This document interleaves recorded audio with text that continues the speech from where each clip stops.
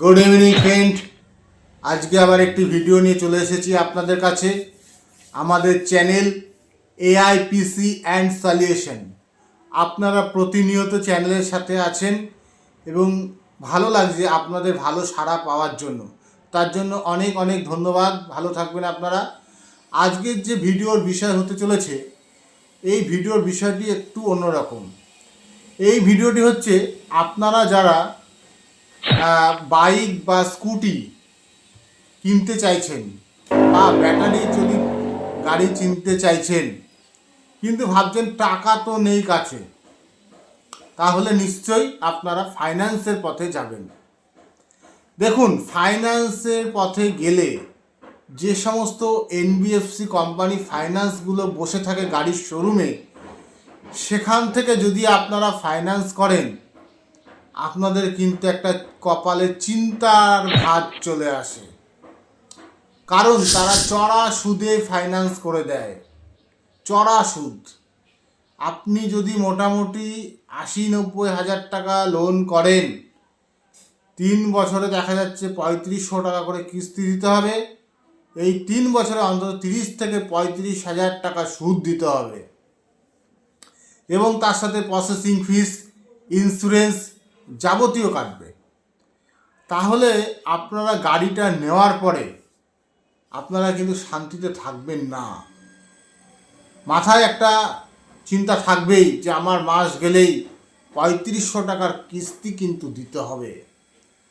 তাহলে আপনারা কি এই ফাইন্যান্স কোম্পানির থেকে গাড়ি কিনবেন নাকি ক্যাশে কিনবেন?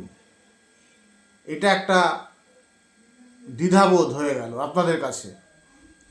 আমি বলবো অবশ্যই আপনারা ফাইন্যান্সে গাড়ি কিনুন, কিন্তু ফাইন্যান্সটা ব্যাংকের মাধ্যম দিয়ে করুন। রিসেন্টলি ব্যাংকের মাধ্যমে আপনারা রেজিস্টার্ড কোম্পানির ব্যাটারি গাড়িও কিনতে পারবেন, এবং 5 বছর সময় দেবে পরিশোধ করার জন্য। এই 5 বছর ধরে আপনি আপনার গাড়ির টাকা পরিশোধ করতে পারবেন। কোনো রকম প্রসেসিং ফিস, ইন্স্যুরেন্স কিচ্ছু লাগবে না। লোন খালি ইএমআই হিসাবে প্রত্যেক মাসে দেবেন। এবারে বিষয় হচ্ছে ব্যাংকের থেকে কি ফেসিলিটি পাবেন। ব্যাংকের ফেসিলিটি, ইন্টারেস্ট অনেক কম।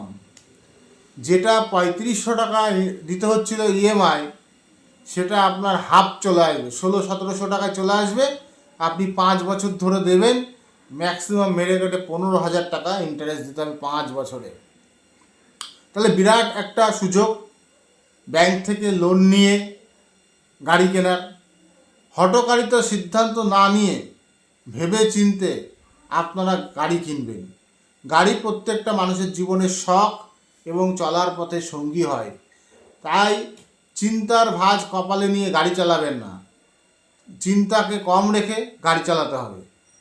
তার জন্য ব্যাংকের সাথে যোগাযোগ করবেন, তারা কিন্তু 2 হুইলার লোন প্রোভাইড করে।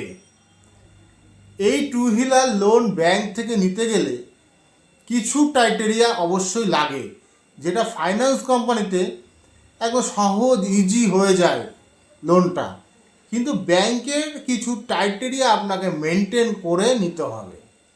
প্রথমত ক্রাইটেরিয়া, আপনার সিভিল খুব ভালো থাকতে হবে, মোদ্দা কথা। কোনো দিন কোনো জায়গার থেকে লোন নিয়ে দেননি এমনটা যাতে না হয়।